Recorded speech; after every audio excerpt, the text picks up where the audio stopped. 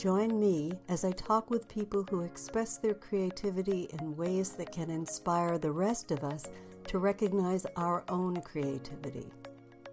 And if you enjoy these conversations, please like, subscribe, and share them. Welcome to Creativity Conversations. This is episode 53, and I have the very distinct pleasure of talking with Nina Meehan, which is the first time I've ever talked to another Nina on one of these interviews. That alone makes it special. But in this case, Nina has some very unusual talents and skills, and you're going to hear all about her. And I think this will be a really interesting conversation about the nature of creativity as it relates to us, to kids, and to the whole creative process. So welcome, Nina. Thank you so much. And thank you, Nina, for having me. I have also never had a conversation podcast type thing with another Nina, and I'm pretty excited about it. I feel like it's obviously, we are clearly connected at a very deep and spiritual level. So we're good to go. Okay, let's go. So what I usually do on these calls, if you haven't been on before, is I read our guest's bio and then we just jump into the water and swim. So that's what I'm going to do today. So Nina is CEO and founder of the Bay Area Children's Theater. She is an award-winning director, playwright, and producer, and a dedicated arts educator with expertise in youth development and nonprofit management. Her work focuses on nurturing innovation in children and connecting people in our increasingly digital world. Nina's award-winning theatrical work for young people as CEO of Bay Area Children's Theater has reached more than 1 million kids and adults and has toured nationally and internationally. Some of her most recent credits include the adaptation of Chelsea Clinton's book She Persisted, Grace Lynn's Where the Mountain Meets the Moon, and the New York Times bestselling Goodnight Construction Site series. She's also received the Alumna of the Year Award from Head Royce School in the Diablo Valley Innovation Award also, and the Theater Bay Area Award Best Director and Best New Musical. She was also an invited speaker at Visioni, am I pronouncing it right? In Bologna, Italia, and an invited speaker at a conference hosted by the National Endowment for the Arts. She serves as board president for TYA/USA, you'll have to tell us what that means, and was named as one of Red Tricycle's Moms Who Rock. Now there's more, but we'll talk about that during the course of our conversation. So, Nina, tell us about your fabulous work teaching children and hopefully reminding adults how to be creative and how to play. Yeah, creativity is kind of at it's at the core of everything I do. I started my career as a storyteller, just sort of me and a chair and an audience, and no props, no costumes. I was also, performing as an actor at the time and directing, but when it comes down to what I do at its core, it's about stories and connection and bringing people together to find their commonalities through creativity and imagination. So I direct young people and I direct professional adult shows and I adapt and I write and all of these different things. But in the end, what really moves me forward is this notion that we as humans have so much creative capacity and that we connect through story. And those stories have incredible power. And how did this ever become your passion?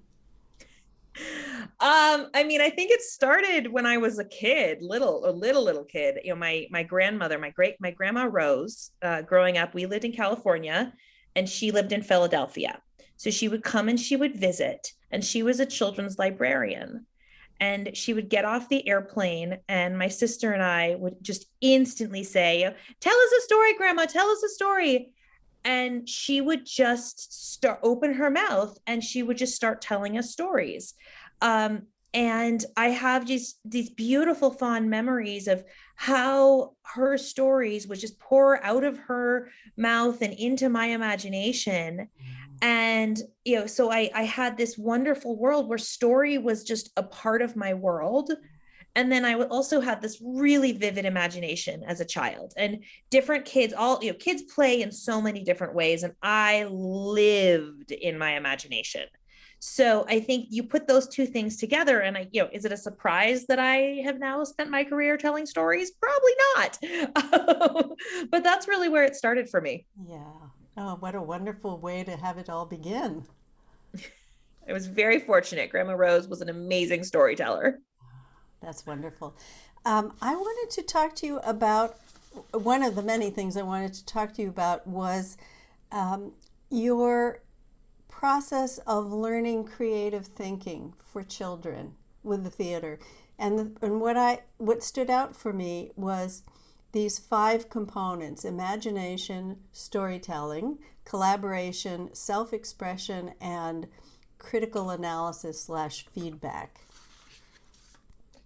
Yeah. So, having spent many, many years in the world of teaching kids how to connect to their own inner creative spirit, but then to do it in a collaborative environment, I started really honing in on, yes, as a theater person, I teach projection, and I teach, how to create a character. I teach all of these sort of the fundamentals of theater.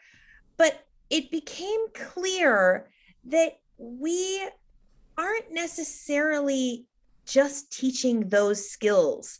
About, I don't know, maybe 5, 10 years ago, I was like, we're doing a heck of a lot more than that. We're really teaching kids the process of what does it mean to be a creative thinker in our world. And to me, this is where, when you look at like the job descriptions for all of the big companies right now, the Apples, the Facebooks, the Googles, all of these places, all of them talk about, we are looking for, team members who can think out of the box and who understand how to work on a team. And I was like, yeah, that's exactly what we do in theater. I mean, that's what, the thousands and thousands of kids who've come through our programs, that's what they're doing every day, because they have to solve the problems by themselves, right? So if you're backstage and you are 8 years old and in a production of A Year with Frog and Toad, and all of a sudden you are Toad and you cannot find the letter that you need on stage in the next 5 minutes, you got to solve that problem. And you're surrounded by other kids and they can help you solve the problem, but there's no one else there. You can't stop the show. Your director is probably busy doing something else.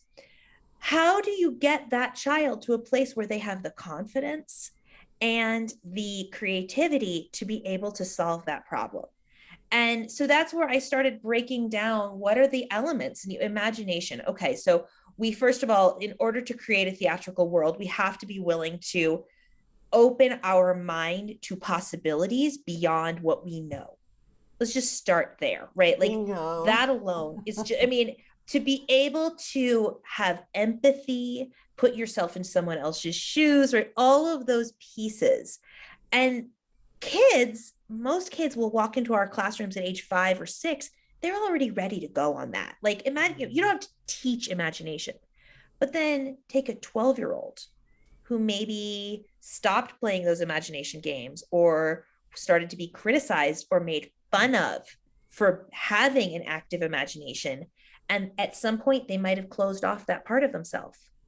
Well, we need to reopen that, because if we can't imagine a possibility of a world that we can't see, we will never get to that world. So starting with that, you go from imagination to storytelling. We connect, we learn through stories. And obviously that's just an extension of the imagination and that process. It's just giving it structure and form and an arc. A character walks in the door, something happens, there's a problem, they solve the problem, and they've learned something. Ta-da, we have a story arc, right? And then that process of collaboration. How do you get a group of 20 people or 5 people or even 2 people to be working in that same direction. So we're all telling the same story. Maybe I'm only in charge of the part of it that is about the snail, but I'm still telling the same story as the kid who is performing as the cat. We're just coming at it from two different angles, right?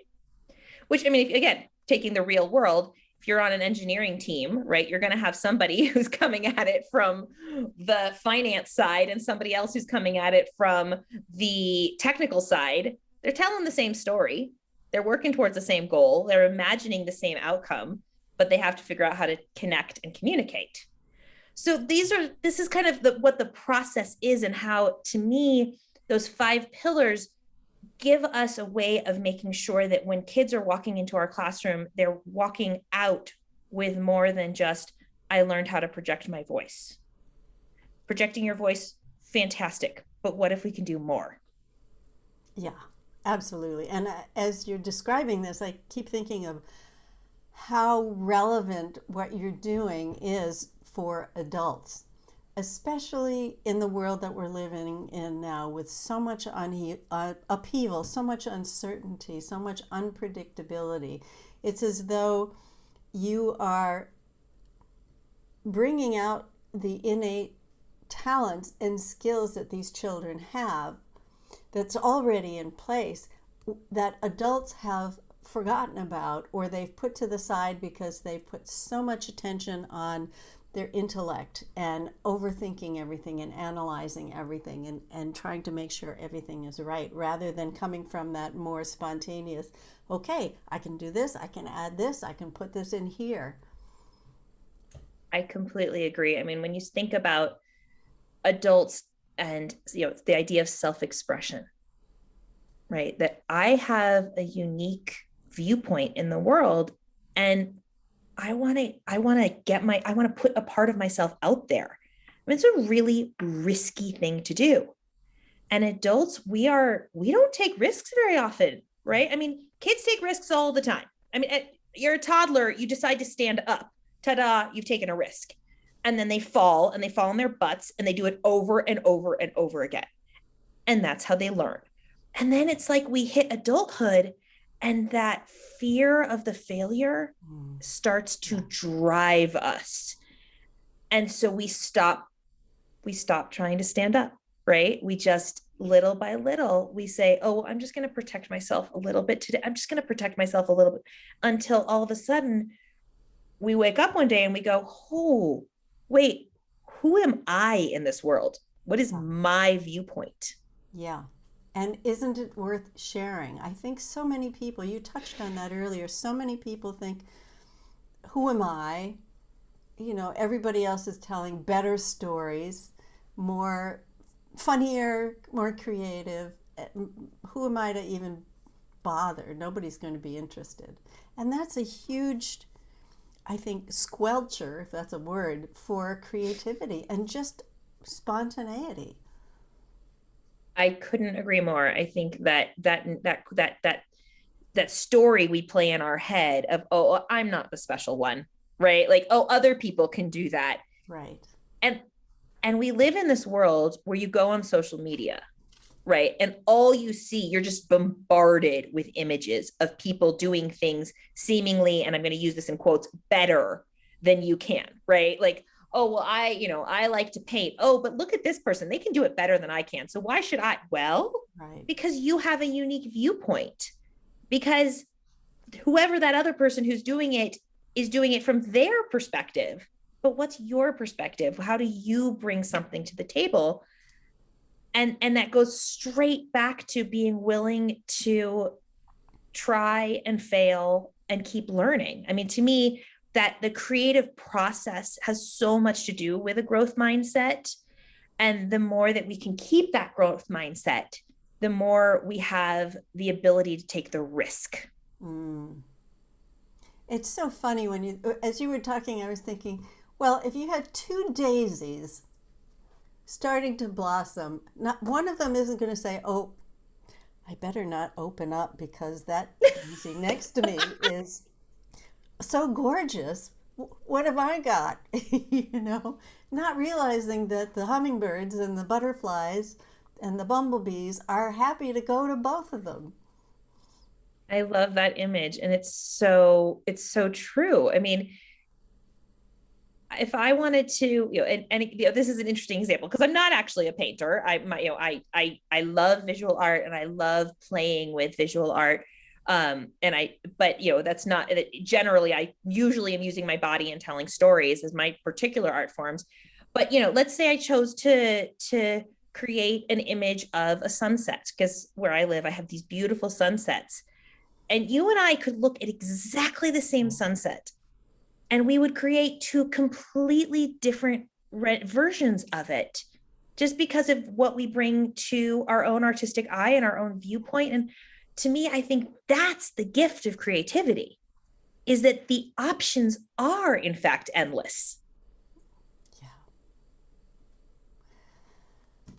Yeah. One of the things that I've seen so much, especially in the last 6-8 months, where we were beginning to think, okay, maybe life is going to open up again and have some sort of normalcy return, and then maybe not, with the Delta variant and the things that have been ongoing for a while now, politics and climate change and everything else.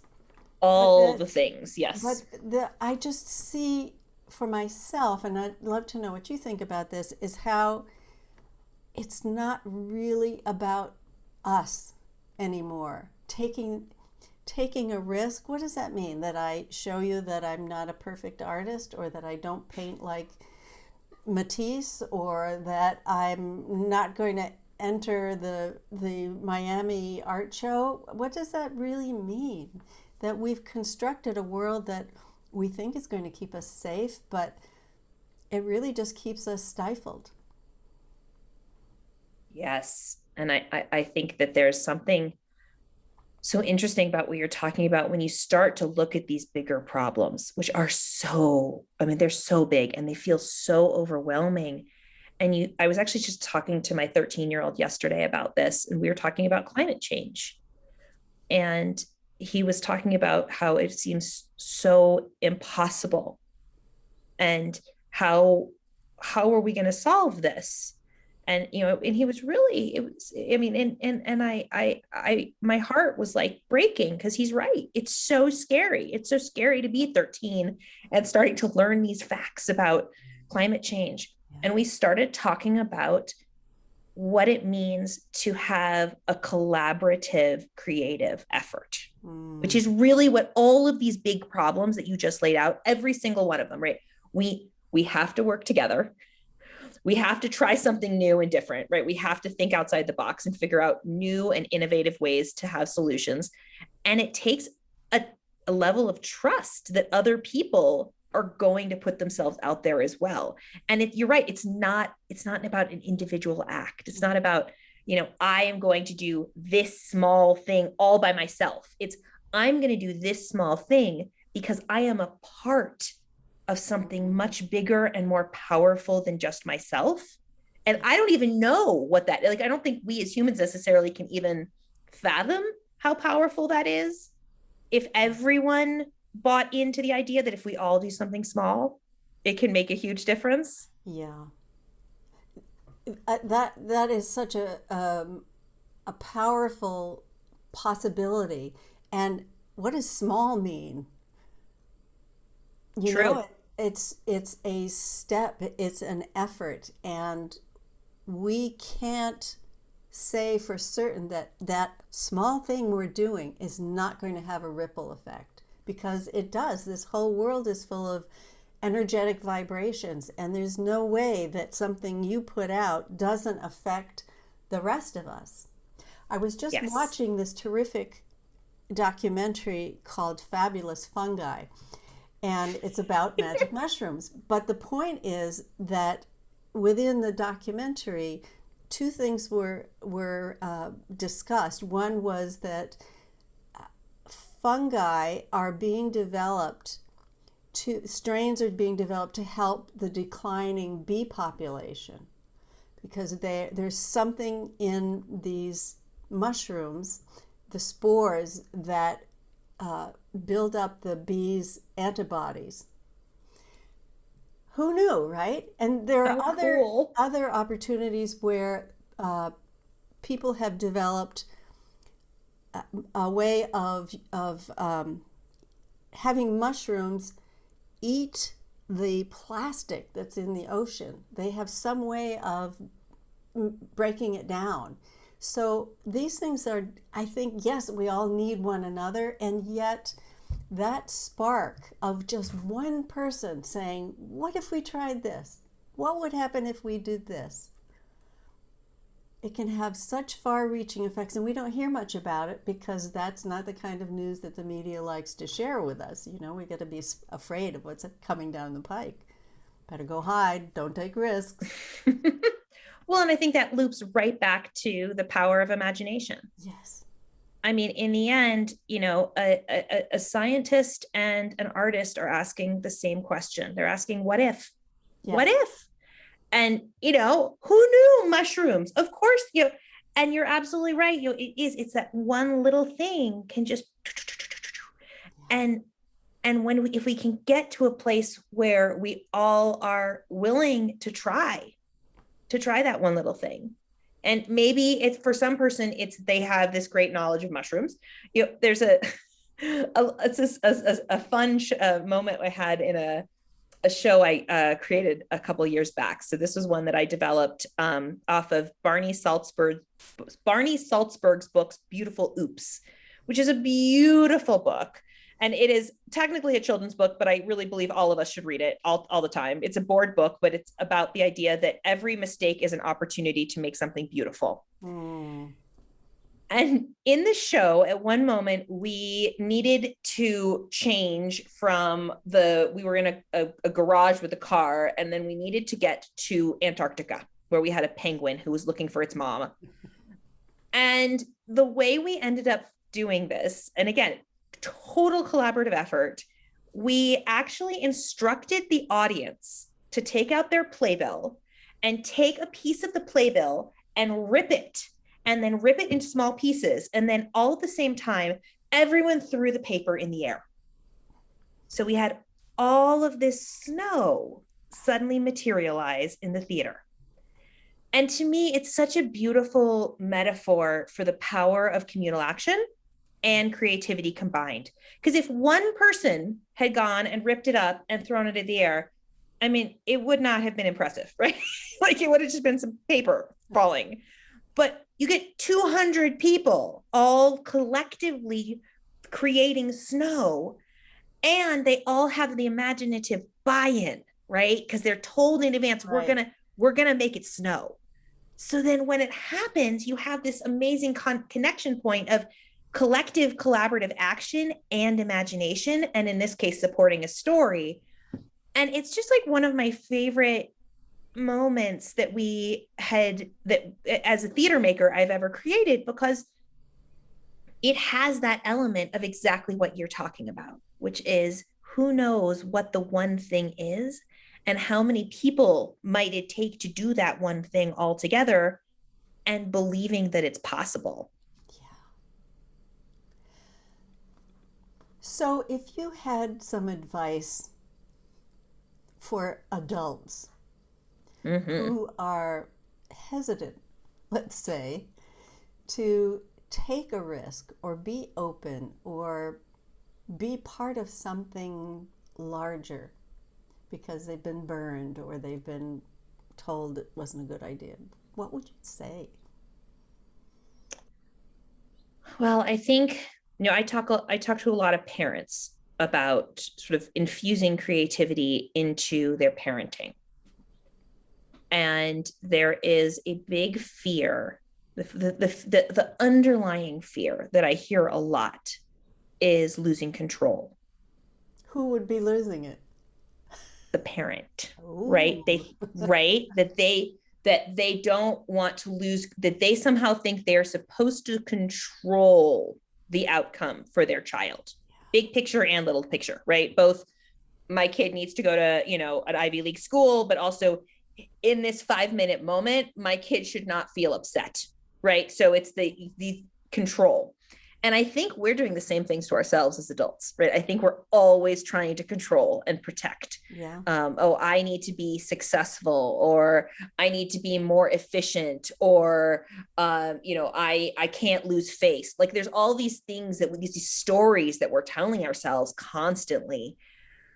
And because we're trying to control, because we're holding so tightly to a concept of what success looks like or what winning looks like, I think it becomes really hard to let ourselves go into that creative place, because by definition, a creative process, we don't know the outcome.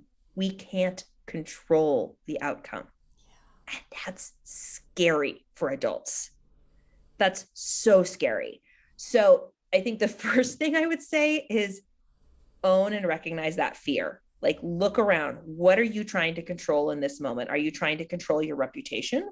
Are you trying to control making other people feel comfortable? Like, what are all the dynamics? We're working so hard all the time to control.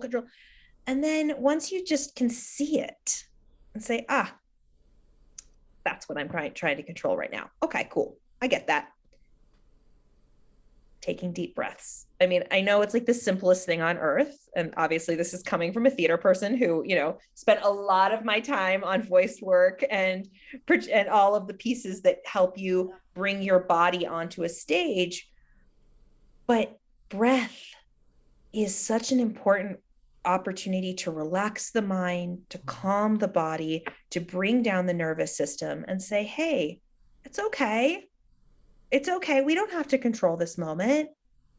And then the last piece of the puzzle that I think is I'm doing a lot of reading right now on is this notion of play. What's fun? Yeah. Okay, so if we stop trying to control, we take our deep breaths. Okay. What is stopping people a lot right now is that I think most adults have forgotten how to play. And forgotten that it's fun and it feels good and that we actually need it and crave it. Yeah. You're preaching to the choir here. and I see that all the time. I see that with people that I coach. I see it in myself. There'll be certain places where I'm willing to say, okay, let's just go for it. And then other opportunities where I say, I'm not so sure I really want to do that because, and then I have my list of important reasons not to. And yet, I think that idea of play and the release that happens, if I'm not feeling like I need to control the world, then wow, there's so much energy that is accessible where it wasn't before. I have to put my energy here, I have to put my energy here, control this, modify that. And yet if I don't, gosh, what else could happen? Something that I can't even predict, but could be really good. And if it's not, oh well, nobody's going to die, no baby seals will be killed, and we'll go on to live. But if we don't try, we don't know. And so for me, that place where sort of creative impulses and play intersect, I mean, that's a powerful and explosive, fun place. And I think we dismiss it a lot, like particularly in the American society, like we're so focused on outcomes. And as you were saying, like you don't know what's going to happen. Maybe nothing, maybe something. So releasing that need for an outcome becomes a whole other conversation in our head of like, well, what is this using my time efficiently and well? Well, yes, because if you don't nurture that part of your soul, then you can probably predict, you can probably say, yes, I'm going to answer 47 emails today. Well, congratulations. You've just answered 47 emails. Right. Right. Which isn't to say we still do need to answer those emails. I mean, life happens. But what happens if instead of answering 47 emails and that's your entire day, you answer 27 emails? Say the other 20 can wait till tomorrow, and take an hour to reconnect with how you played as a child, right? So like I was imagination play. That was my world. So for me, is it a surprise that like in my free time, I love reading books? Of course, that's not a surprise, right? But what did you do as a child? Were you a person who was always out there on the on the basketball court or the wall ball and always moving your body, or were you a kid who just loved nothing more than to get out the pots and pans and bang on them and make a rhythm and have music, right? So if you think about all these different modalities of like visual art, music, storytelling, games, movement, dance, a lot of us have something that is innately part of who we are. A lot of us have multiple modalities that we just go to. So I guess when adults are looking to sort of refine that that's that part of themselves, starting by asking yourself that question: how did you play as a child? Yes. What's the adult version of that? You like playing wall ball? Cool. Well, do you like playing, is there an adult soccer league? Can you go out and kick a ball? What is the thing that is going to bring you that moment of play, childlike innocence that can kind of open the heart a little bit? Yeah. Well, so here's something that's making me wonder about is when you talk about opening the heart. I think that's a big issue for people. We're all like these stick figures with these giant heads and these little arms and legs, and that's it for us because we're in our heads so much because there's so much of that need to protect this because we think it's vulnerable and we'll get hurt. And yet, I think when we do what you're advocating is we realize we are not that fragile. And that I wish people could see that, and that we don't have to wear these suits of armor every day that are so heavy that we can only bear to numb ourselves out by the end of the day because it's so heavy and it takes its toll on us. That is so interesting, and I think it's so true. We're so busy numbing our feelings instead of feeling our feelings. And so my husband, he's an engineer. He's a computer scientist. And I mean, he could spend all day in his head. He loves solving problems and he's so good at it. And it can be anything from, solve a computer problem, or he also, he builds things and he just, and it's so funny because I can watch him sometimes and his jaw will start to, get that tense thing and he doesn't even know it. Right. And I'll look at him and I'll be like, hey, did you move your body at all today? Like at all? And we talk about this because I'm so in my body, right? Like it's just, for me, that's just all, I've always had that connection. My personal belief, I don't have a degree to say this, but I'm dyslexic. And I think when I was a kid, I had to learn a lot of alternative ways of learning. Right. So connecting to my body became a lifesaver for me because early stuff, kindergarten, first, second grade, when everybody else was solving problems up here, it didn't work for me the way that they was doing it for the other kids. So, but the two of us joke because he is so in his head and and I am so in my body, and therefore we match well, right? it's a good combination. But I watch it and he'll be sitting there thinking all day. And then, if he'll stand up and maybe start, walking the house or measuring something, and suddenly, bam, the answer will come to him. Because it's both, right? It's a both and. And I love what you're saying about how much our society is so busy putting on that armor, because I do think we are so busy celebrating, well, we can think this through. But what happens if we feel it through? Yeah. Yes. And so many of the great, I love that. So many of the great wisdom teachers say we don't really need to be using our intellect as much as we think we do. because when you come down into the heart, into that deeper intuitive knowing, that is so much more holistic. It's so much, it sees everything in the moment. It sees the whole big picture without having to say, well, step one, step two, step three. There's a recognition that happens, which you must see so much in the work that you do, that it doesn't require analysis, that there's something that comes to us if we are open to it. I was going to say, if we're open to it. Exactly. I mean, there is an element of, that phrase, trust your gut, right? That, which is, it's a thing we say, but people don't really focus on what that is actually about.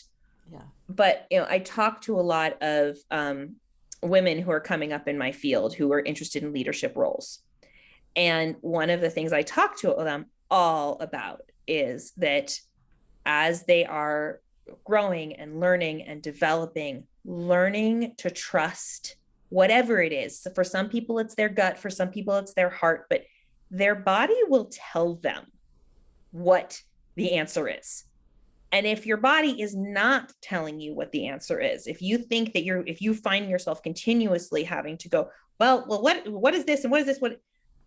That's the moment that you actually have to take a step away and take those deep breaths and recenter, because what we're really doing is connecting to our creative heart center.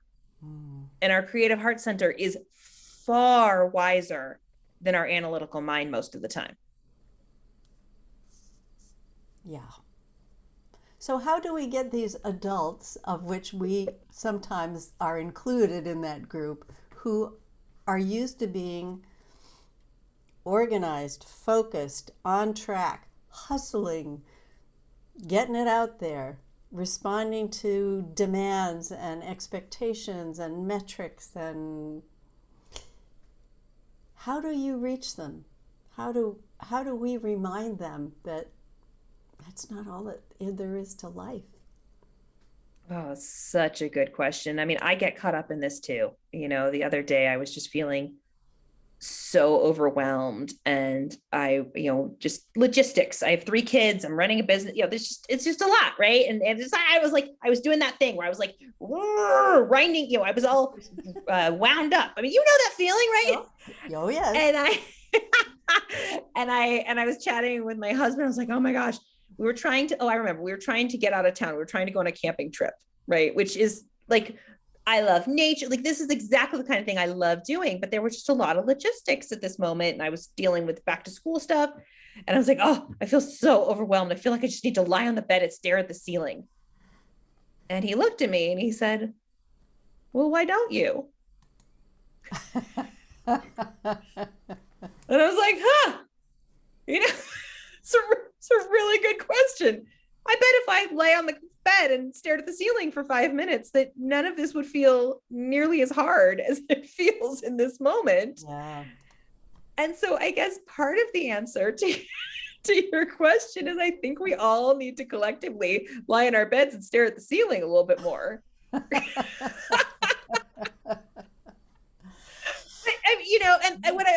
I mean by that is by noticing, where are we? What's happening in this moment? Is any of this as important as we're making it, or are we making it important by telling ourselves a story that it is important?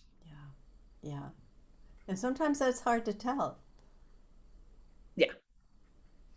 Well, and I think that's where we talk, you talk about, like, I love yoga. I do a ton of yoga, right? But the difference between I did a yoga class and I have a yoga practice, right? One is I did a thing.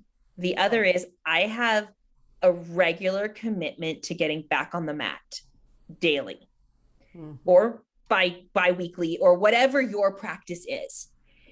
And I think we have to practice creativity. I really do.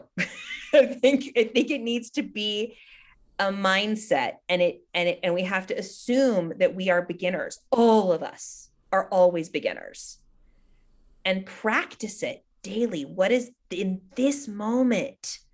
How can I bring that creative mindset in this moment? How can I bring that joyful play in this moment? How can I let go of that control? And it's a practice that requires a lot of training of our brain to let it go. So, do you think that creativity is a mindset or it's a recognition of who we are? Ooh, I love that question. I think creativity is a connecting to ourselves.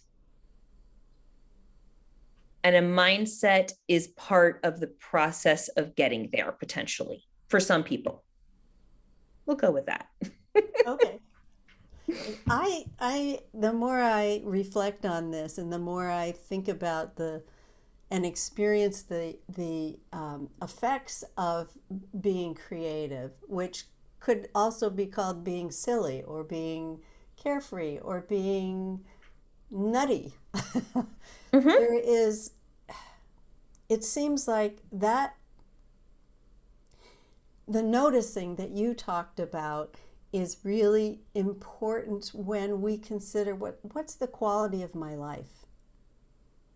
Mm-hmm.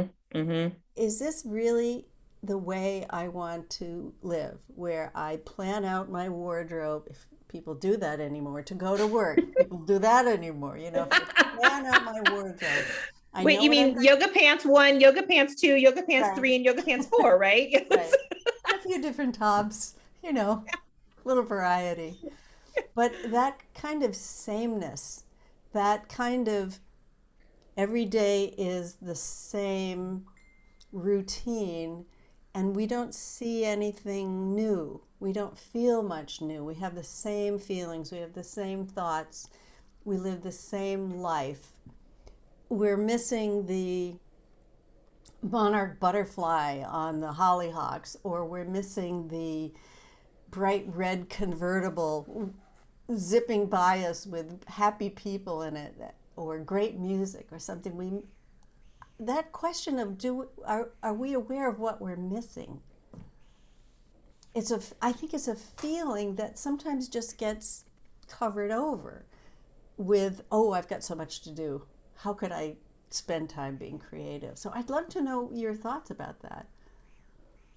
Yeah, I mean, your example of, do you notice the red car coming, blasting the music that's driving by, or do you take, just when you're cooking dinner and your favorite song comes on the radio, do you turn it up and just let your hips sway a little bit as you're stirring your spaghetti sauce?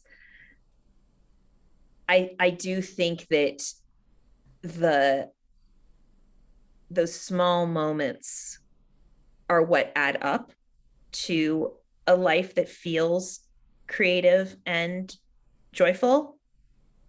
I'll also add that I think a gratitude connects to all of this in a big, huge way. Have that if you're noticing the red car or taking the 5 seconds to do the dance, and then later saying, "Oh, I'm kind of grateful that I did that little dance today," right? Felt So good. that it felt good, right? So Right, it, I right. mean, it does kind of connect back to that, and I wonder, I'm a big fan of all of our devices. I use them constantly. Let's be honest. Like I'm on my phone a lot, all of the things, but I do worry, and I worry about this for my own kids, and I worry about this for other adults, that the numbing effect of that device always having the opportunity to give ourselves something that's so comfortable and predictable Mm-hmm. has taken us away from noticing those small things that do give variety, because different people need different levels of stimulation and variety, and I respect that. Like, yes, I am a person who I love adventure and I love new things and I love chaos. I'm a big fan of it. I teach on the edge of chaos, I parent on the edge of chaos. Like, to me, that's a place I feel super comfortable. But I really do respect that there are a lot of people out there who hear that and go, she's nuts. I want control. I want order. But we all need to be able to see beauty. Mm-hmm. And it's the seeing the beauty that is where we find our own creativity, right? Like, I mean, if we can't see it, why would we create it? And vice versa. So I don't know, I just brought up like 15 different topics, but I think Great. my point is, if we all can figure out how to stay alive to the moment more, being present in the moment, because you don't, if your favorite song plays on the radio, but you're busy scrolling through your news feed, you're not going to hear it. And we trick ourselves. We think we will. We think we're so good at it, and we won't. Oh, and that's, I mean, and I do that to myself all the time, right? Where I'm like, oh yeah, I can multitask. No, we can't. Pay a price. Exactly. And the price is the moment. The price is connecting in that moment. Yes. Oh, that's such a good point. I'm reminded as you're talking about devices, how we get that, they are constructed in such a way that we get those adrenaline hits by doing this or doing that or checking this or seeing this feedback or whatever the device is engaging us in, that we don't notice. There's something that a phrase that was coined several years ago called nature deficit disorder for kids who weren't spending time outside because there was no electrical outlet out there. They couldn't keep their devices on for very long. And yet that kind of, I'm not a Luddite by any means, and I love new toys and new technology, but at the same time, as you're saying, if we don't have that balance, if we don't have that use of the tools in a skillful way so that we can put our real attention on what matters. So it's kind of a complicated puzzle in some ways about why people aren't more creative. It is a complicated puzzle. And I do think what you're talking about, that word skillful use is such an important part of this conversation. Yeah. I'm totally obsessed with Dr. Rosani, who she did her TED Talk on prescribing nature for kids. And I think that there is so much in that work and that connection between nature and creativity, and how can we be using the devices we have, using the tools we have to, in a skillful way, to get ourselves into positions more often where we are able to notice, where we're able to see, where we're able to connect to our surroundings. That's the balance that I hope that I'm finding, and that I talk to my kids about the dopamine hit all the time, right? Like, hey guys, you know what's happening there. Yeah, I can see right now you want to play they play video games a lot because during the pandemic, that was how they were connecting to their friends. Yes. They would get on FaceTime together and they would play video games. And I was like the mom who was like never going to let my kids play video games, right? I was like, oh, it's not good. You got to do something creative, right? And here I am in the middle of the pandemic being like, please go play your games. And right, in the world of, we can't control it, right? Where I could tell this was the thing they needed. Yeah. But what we talk about is, what did the game developer who created this game, what was their motivation? Oh, that's good. Why is the game designed this way? And I think that's the conversation around skillful, right? How can we, both as adults and with our kids, be saying, cool, so these devices have really important purposes in our lives, and they're not going to go away. It's not like we're going to wake up tomorrow and suddenly we'll be like, who needs an iPhone, right? I mean, they're convenient, they're great, but controlling for the aspects of them where we do lose control, where our brains are responding to things that we can't stop them from responding. Mm-hmm. To me, that's really so important and so connected to how we can go back to a world of more playful creativity for adults.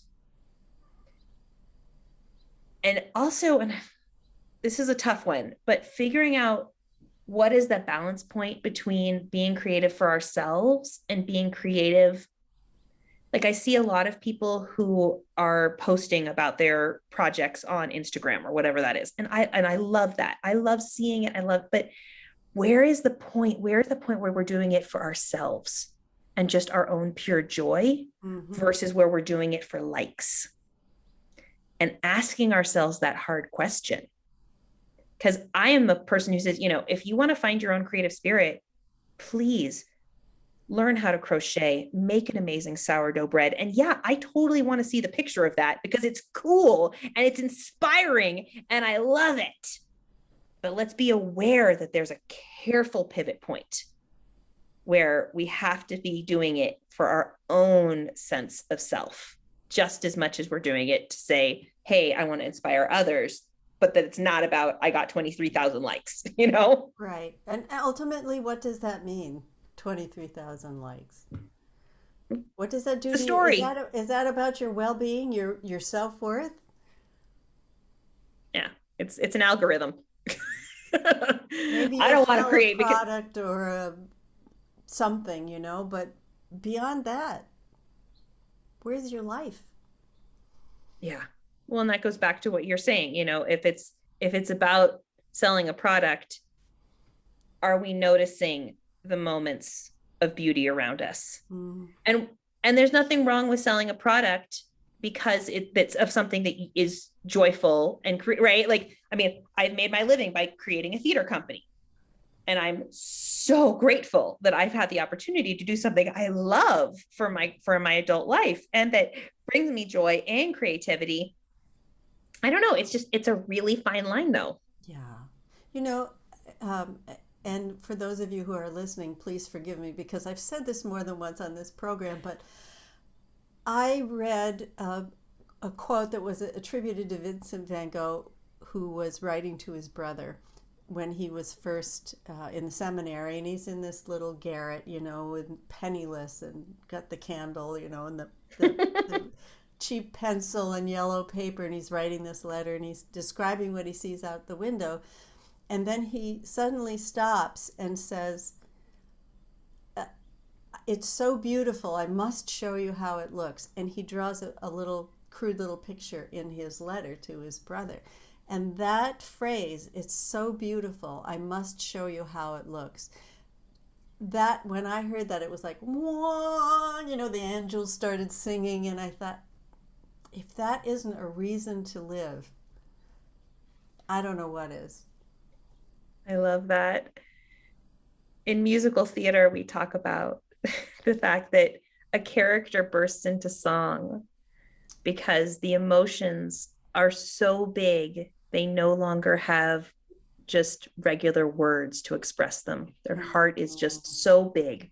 And I think it's kind of the same idea. Yeah. It's so beautiful. I think about the moments of those emotional catharsis, or just when you see a painting or a piece of art that is it's so beautiful that you stop and it makes you, I mean, I get emotional when I see something like that because it's somebody sharing something so intimate and so perfect, and it's perfect in its imperfections. Yeah. Yeah. I love that. Yeah. I wonder if, as a species, whether we are coming to, I certainly would hope this would be the case, but coming to a point where we see how valuable and important that is to have those moments of, what is life worth living for? Is it really just pounding it out in our jobs, or getting 23,000 likes, or whatever the accomplishment or the acquisition is? What is it really that we're after? My optimistic hope is that if there is a silver lining that comes out of the awfulness that has been COVID, it is that for some people, there was an opportunity to wake up and ask that question. And that's not going to be for all people, but for some people, or for some people, maybe there was a moment to discover something about themselves and and figure out that if I do this little thing for 3 to 5 minutes a day, I feel a little bit more alive. Yeah. Let's feel alive more. 100%. Let's feel alive more. And it doesn't take much. I mean, I think that's, you asked a long time ago when we were chatting about advice for adults, and I would say that's one of the keys. It doesn't take much. You don't need to be the next Van Gogh. Van Gogh's amazing, and we're glad that he existed in our world, but it can be a doodle on the back of a napkin. It can be turning up the radio and singing along while you're bringing your kids to school. It can be baking a cake and trying out a recipe you've never tried before and playing with it and having fun and tasting and understanding what that chocolate tastes like in your mouth. I mean, creative living doesn't have to be 24/7. It can just be moment to moment, and that's fine. And you can still feel fully alive.